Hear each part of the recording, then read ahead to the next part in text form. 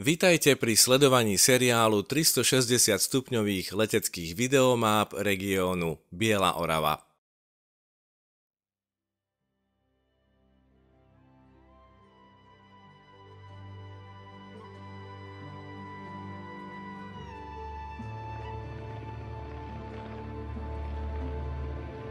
V druhej časti preletíme do Zákamenného a najľudnatejšej časti Oravy.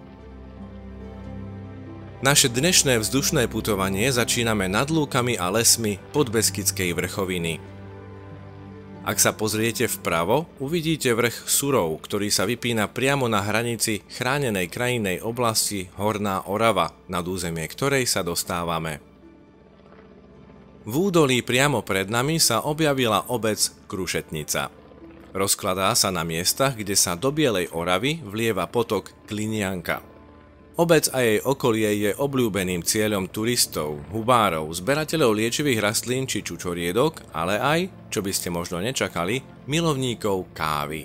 V nenápadnom domčeku uprostred dediny pod nami je múzeum kávy s najväčšou mozaikou z kávových zrn na svete. Skladá sa zo 4 miliónov kávových zrniek z 35 krajín a skladali ju celé 4 roky.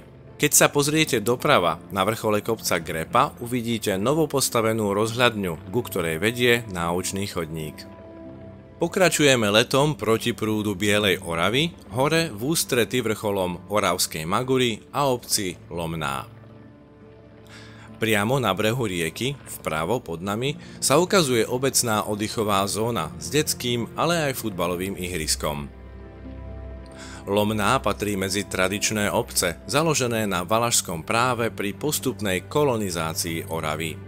Centrum dnešnej obce máme na pravej strane. Všimnite si obecný úrad a hasičskú zbrojnicu. Dobrovoľný hasičský spolok tu bol založený v roku 1925 a dnes je zbrojnica vybavená najnovšou hasičskou technikou. V strede dediny sa krásne vyníma aj výnimočný chránený strom, 300-ročná, 30 metrov vysoká lipa veľkolistá, ktorej kmeň má obvod vyše 7,5 metra. Zaujímavé sú aj staré pieskovcové kríže z dielne oravských majstrov, ktoré sa nachádzajú na starom cintoríne pri nej. Vľavo, hore v závere údolia potoka Lomnica, obklopená horami, ktoré sú v lete plné čučoriedok a malín, stojí od roku 1938 stará hájovňa, na mieste ešte staršej, ktorá bola historickým príbytkom pre hájnika a jeho rodinu.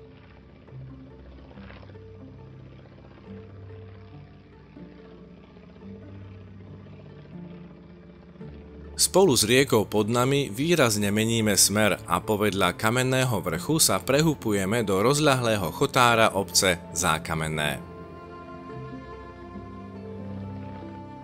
Zákamenné je najľudnatejšia obec na Orave.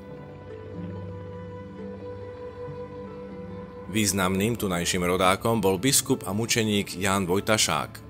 Vľavo na námestí uprostred obce sa týči jeho bronzová socha a má tu aj miesto svojho posledného odpočinku a zriadenú pamätnú izbu.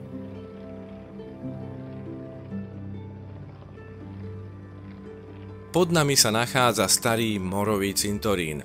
Pripomína, že na Orave mor a iné choroby vyčíňali veľmi často, preto v tých časoch obyvatelia pripravili cintorín v odľahlej časti dediny na pochovávanie svojich zomrelých, aby sa nákaza nešírila.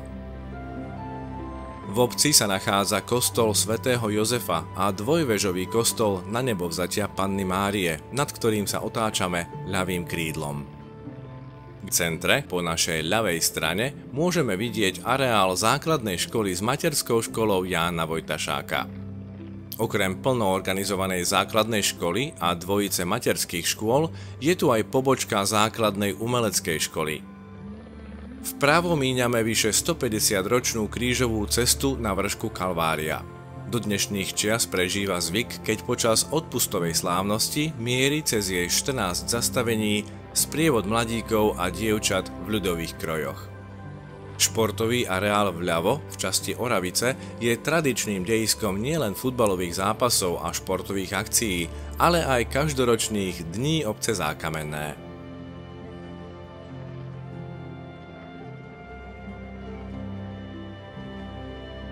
Ponad západný koniec dediny a stromami lemovanú rieku vlietame nad husté oravské lesy a so Zákamenným sa načas rozlúčime, aby sme sa v ďalšej časti seriálu 360 stupňových leteckých videomáp pokochali prírodnými lákadlami a lesnatými pahorkami okolo turistického strediska Ski Zábava.